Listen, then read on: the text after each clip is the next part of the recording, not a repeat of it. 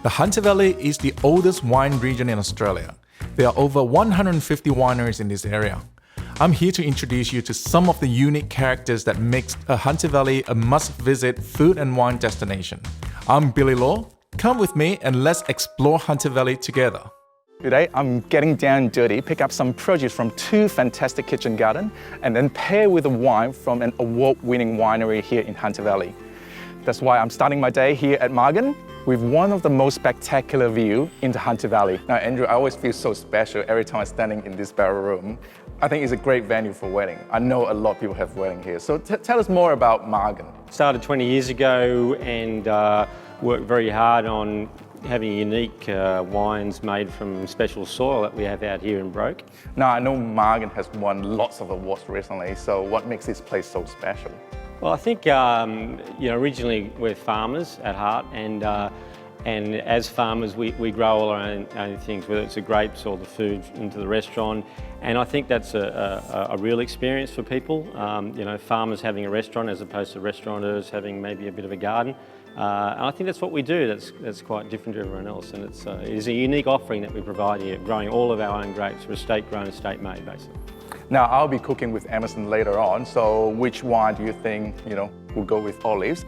Well, I think the thing is about Hunter Valley wines is a wonderful acid structure and more medium bodied. So their red wines do match with a lot of food. Chardonnay also, it's got a richer body, it goes a lot of things as well. So, either of those wines are going to be fantastic with whatever you're cooking today. I can guarantee they'll match fine. Fantastic. I'd probably grab a couple. No worries, go for your life. Thank you. With fantastic Chardonnay ready to go, it was a short trip just across the road to pick up some olives from Whispering Brook. Excuse me while I'm stuffing my face with these delicious olives here from Whispering Brook, all thanks to the labor of little Susan. Susan. Billy. Beautiful. Thank you. Yeah, tell me more about the olives here. So we're picking today our Kalamatas, right. Which of course is a Greek varietal. Great. And we have in our grove Kalamatas, Manzanello, as well as fruit. So what's the difference? Apart from the Kalamata, what other varieties do you guys have? So we also produce Manzanello olives, which right. Are also a table olive, and they're important because bees actually use them to pollinate all of the other varietals in the grove. Right, fantastic for this whole Hunter Valley region. Exactly. So we've got about 20 or 30 Manzanello trees sprinkled throughout the grove for that reason. Once they're picked, from here we'll pickle them over several months in a brine solution, and that's important that it's done slowly because it gradually removes the bitterness from olives and produces that beautiful flavour, that salty, lovely flavour. And then we pickle them in a solution of red wine vinegar, chilli and garlic, and that's I've learned my lesson. I tasted a raw one. Never again. Never again. You only do it once, don't you? Exactly. Well, thanks, Susan. I'm going to pick up a few of these olives and I'm going to cook it with them later at Emersons. So thank you so much. No, you're very welcome. Wine and olives are usually fine by themselves, but I'm off to meet Emerson to get his take on a Hunter Valley-inspired dish. Now, Emerson, tell me more about your restaurant. We opened Emersons in 2010, September. Yep. Place has been here for nearly 5 years. Original location was at Casuarina on Hermitage Road. We moved here in 2013 on Lovedale Road at Adina Vineyard. Yep. We've been here ever since. I've been in the Hunter Valley for 14 years. Great. I've dined at your restaurant before. I'm hooked with your food because I know you're quite passionate with the produce. Like I can see back here, you have your own garden. Yeah. Is it like most of the produce, most of the dishes from here? We try as much as we can to get out of what we can out of the garden. But look, unfortunately, you can only plant so much stuff. And once we've got those, we still have supplies basically. But we try to get as much as we can, so it's sort of sustainable. Today, I'm going to set you a challenge. So basically, I pick up a wine and a produce for you to play with and see how you can come up with a dish to pair with this wine.